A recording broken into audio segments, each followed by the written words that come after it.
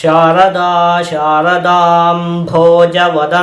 ವದನಾಂಬುಜೆ ಸರ್ವದಾ ಸರ್ವದಾಸ್ಮಾಕಂ ಸನ್ನಿಧಿಂ ಸನ್ನಿಧಿಂ ಕ್ರಿಯಾತ್.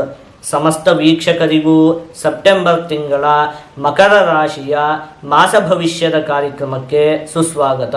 ನಾವು ಮೊದಲಿಗೆ ಈ ಮಾಸದಲ್ಲಿ ನಡೆಯುವಂತಹ ಗ್ರಹಗಳ ಬದಲಾವಣೆಗಳ ಬಗ್ಗೆ ತಿಳಿದುಕೊಳ್ಳೋಣ. ಈ ತಿಂಗಳ 4ನೇ ತಾರೀಕಿನಂದು ಬುಧ ಗ್ರಹ ಸಿಂಹ ರಾಶಿಗೆ, 23ನೇ ತಾರೀಕಿನಂದು ಕನ್ಯಾ ರಾಶಿಗೆ ಪ್ರವೇಶವನ್ನು ಮಾಡ್ತಾ ಇರುವಂಥದ್ದು. 16ನೇ ತಾರೀಕಿನಂದು ರವಿ ಗ್ರಹ ಕನ್ಯಾ ರಾಶಿಗೆ, 18ನೇ ತಾರೀಕಿನಂದು ಶುಕ್ರ ಗ್ರಹ ತುಲಾ ರಾಶಿಗೆ ಪ್ರವೇಶವನ್ನು ಮಾಡ್ತಾ ಇರುವಂಥದ್ದು. ಇದಿಷ್ಟು ಕೂಡ ಈ ಮಾಸದಲ್ಲಿ ನಡೆಯುವಂತಹ ಪ್ರಮುಖವಾದ ಗ್ರಹಗಳ ಬದಲಾವಣೆ. ಈಗ ಇದನ್ನೆಲ್ಲ ಆಧರಿಸಿ ಈ ಮಾಸದಲ್ಲಿ ನಿಮಗೆ ಯಾವ ರೀತಿಯಾದಂತಹ ಫಲ ಪ್ರಾಪ್ತಿಯಾಗಲಿದೆ ಅಂತ ಹೇಳಿ ಒಂದೊಂದಾಗೆ ನೋಡ್ತಾ ಹೋಗೋಣ. ಮೊದಲನೇದಾಗಿ ಈ ಬೃಹಸ್ಪತಿ ಗ್ರಹ ಹೇಗೂ ನಿಮಗೆ ಪಂಚಮ ಭಾವದಲ್ಲಿ ಸ್ಥಿರವಾಗಿರುವಂಥದ್ದು.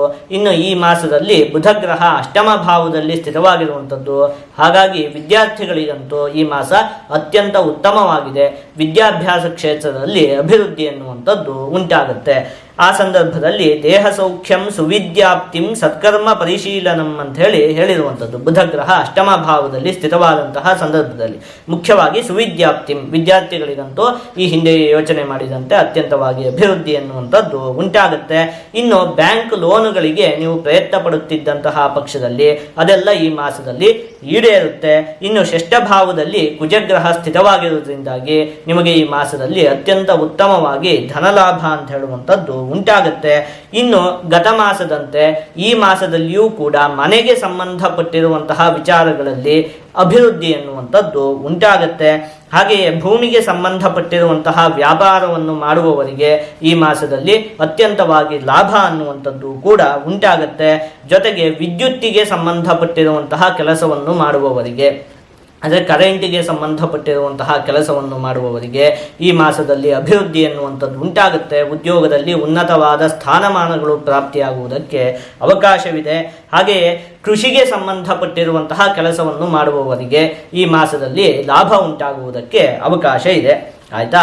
ಇದಿಷ್ಟು ಕೂಡ ಯಾಕೆ ಕುಜಗ್ರಹ ಷಷ್ಠ ಭಾವದಲ್ಲಿ ಸ್ಥಿತವಾಗಿದೆಯಲ್ಲ, ಹಾಗಾಗಿ ಪ್ರಾಪ್ತಿಯಾಗುವಂತಹ ಫಲಗಳು. ಜೊತೆಗೆ ವಸ್ತ್ರಲಾಭೋ ಧಾನ್ಯಲಾಭೋ ಧನಲಾಭೋ ಯಶಸ್ತಥಾ ಮನೋಲ್ಲಾಸೋ ಧರ್ಮಸಿದ್ಧಿ ಷಷ್ಠಮಸ್ಥೆ ಕುಜೇ ಭವೇತ್ ಅಂತ ಹೇಳಿರುವಂಥದ್ದು. ಮುಖ್ಯವಾಗಿ ಧನಲಾಭ, ಹಣಕಾಸಿನ ವಿಚಾರದಲ್ಲಿ ಉತ್ತಮತೆ ಅಂತ ಹೇಳುವಂಥದ್ದು ಉಂಟಾಗುತ್ತೆ. ಯಶಸ್ತಥ, ಹಾಗೆ ಒಂದು ಸ್ವಲ್ಪ ಕೀರ್ತಿಯ ಪ್ರಾಪ್ತಿಯೂ ಕೂಡ ಉಂಟಾಗುತ್ತೆ. ಮುಖ್ಯವಾಗಿ ಮನೋಲ್ಲಾಸ, ಮನಸ್ಸಿಗೆ ನೆಮ್ಮದಿಯ ಪ್ರಾಪ್ತಿ ಎನ್ನುವಂಥದ್ದು ಕೂಡ ಉಂಟಾಗುತ್ತೆ. ಧರ್ಮಸಿದ್ಧಿ, ಧಾರ್ಮಿಕ ಕಾರ್ಯಗಳಲ್ಲೆಲ್ಲ ಆಸಕ್ತಿ ಉಂಟಾಗುತ್ತೆ. ಅದರಲ್ಲಿ ನಿಮ್ಮನ್ನು ನೀವು ತೊಡಗಿಸಿಕೊಳ್ತೀರಿ. ಇದು ಕೂಡ ಕುಜಗ್ರಹ ಷಷ್ಠ ಭಾವದಲ್ಲಿ ಸ್ಥಿರವಾಗಿರುವುದರಿಂದಾಗಿ ನಿಮಗೆ ಈ ಮಾಸದಲ್ಲಿ ಪ್ರಾಪ್ತಿಯಾಗುವಂತಹ ಅತ್ಯಂತ ಉತ್ತಮವಾದ ಫಲಗಳು. ಆಯ್ತಾ? ಇದಿಷ್ಟು ಕೂಡ ಈ ಮಾಸದಲ್ಲಿ ಪ್ರಾಪ್ತಿಯಾಗುವಂತಹ ಉತ್ತಮ ಫಲಗಳು. ಈಗ ಒಂದು ವಿಚಾರದಲ್ಲಿ ನೀವು ಈ ಮಾಸದಲ್ಲಿ ಒಂದು ಸ್ವಲ್ಪ ಜೋಪಾನವಾಗಿರ್ಬೇಕಾಗುತ್ತೆ. ಅದೇನು ಅಂತ ಹೇಳಿ ನೋಡೋಣ. ರವಿ ಗ್ರಹ ನಿಮಗೆ ಈ ಮಾಸದಲ್ಲಿ ನವಮ ಭಾವದಲ್ಲಿ ಸ್ಥಿತವಾಗಿರುತ್ತೆ. ಆ ಸಂದರ್ಭದಲ್ಲಿ ನಿರಪರಾಧ ಕಲಹಂ ಅಂತ ಹೇಳಿರುವಂಥದ್ದು. ಅಂದರೆ ನಿಮ್ಮ ತಪ್ಪೇ ಇರುವುದಿಲ್ಲ, ಆದರೂ ಕೂಡ ಒಂದಷ್ಟು ಗಲಾಟೆಗಳು ಉಂಟಾಗುತ್ತೆ. ನಿಮ್ಮ ತಪ್ಪೇ ಇಲ್ಲದೆ ನಿಮ್ಮ ಮೇಲೆ ಅಪವಾದಗಳು ಬರುವಂಥದ್ದು ಇರಬಹುದು. ನಿಮ್ಮ ತಪ್ಪೇ ಇಲ್ಲದೆ ನಿಮ್ಮ ಜೊತೆಗೆ ಕೆಲವೊಂದಷ್ಟು ಜನ ಗಲಾಟೆಯನ್ನು ಮಾಡುವುದಕ್ಕೆ ಪ್ರಯತ್ನವನ್ನು ಪಡ್ತಾರೆ. ಹಾಗಾಗಿ ಆ ಒಂದು ವಿಚಾರದಲ್ಲಿ ಆದಷ್ಟು ನೀವು ಜಾಗರೂಕರಾಗಿ ಇರಬೇಕಾಗತ್ತೆ. ಆದಷ್ಟು ನೀವು ತಾಳ್ಮೆಯಿಂದ ವರ್ತನೆಯನ್ನು ಮಾಡಬೇಕಾಗತ್ತೆ. ಆದಷ್ಟು ಗಲಾಟೆಗಳು ನಡೆಯದಂತೆ ನೀವು ನಡೆದುಕೊಳ್ಳಬೇಕಾಗತ್ತೆ. ಆಯ್ತಾ? ಇನ್ನು ಇದೊಂದು ವಿಚಾರದಲ್ಲಿ ಒಂದು ಸ್ವಲ್ಪ ಜೋಪಾನವಾಗಿದ್ದಂತಹ ಪಕ್ಷದಲ್ಲಿ ಇನ್ನು ಉಳಿದಂತಹ ಎಲ್ಲ ವಿಚಾರದಲ್ಲಿಯೂ ಕೂಡ ಈ ಮಾಸದಲ್ಲಿ ಅಭಿವೃದ್ಧಿ ಉಂಟಾಗುತ್ತೆ. ಈಗ ಇದನ್ನೆಲ್ಲ ಒಟ್ಟುಗೂಡಿಸಿ ಒಂದೊಂದೇ ವಿಚಾರದಲ್ಲಿ ಈ ಮಾಸದಲ್ಲಿ ಯಾವ ರೀತಿಯಾದಂತಹ ಫಲ ಪ್ರಾಪ್ತಿಯಾಗಲಿದೆ ಅಂತ ಹೇಳಿ ನೋಡ್ತಾ ಹೋಗೋಣ. ಮೊದಲನೇದಾಗಿ ಆರೋಗ್ಯಕ್ಕೆ ಸಂಬಂಧಪಟ್ಟಿರುವಂತಹ ವಿಚಾರದಲ್ಲಿ ಈ ಮಾಸದಲ್ಲಿ ಯಾವುದೇ ದೊಡ್ಡ ಮಟ್ಟಿನ ಸಮಸ್ಯೆ ಅನ್ನುವಂಥದ್ದು ಉಂಟಾಗುವುದಿಲ್ಲ. ಕುಟುಂಬ, ವಿದ್ಯೆ, ಹಣಕಾಸು, ಉದ್ಯೋಗಕ್ಕೆ ಸಂಬಂಧಪಟ್ಟಿರುವಂತಹ ವಿಚಾರದಲ್ಲೆಲ್ಲ ಈ ಮಾಸ ಉತ್ತಮವಾಗಿದೆ. ಆದಷ್ಟು ನೀವು ಈ ಮಾಸದಲ್ಲಿ ಭಗವಂತನಾದ ಶಿವನ ಒಂದು ಆರಾಧನೆಯನ್ನು ಮಾಡಬೇಕು.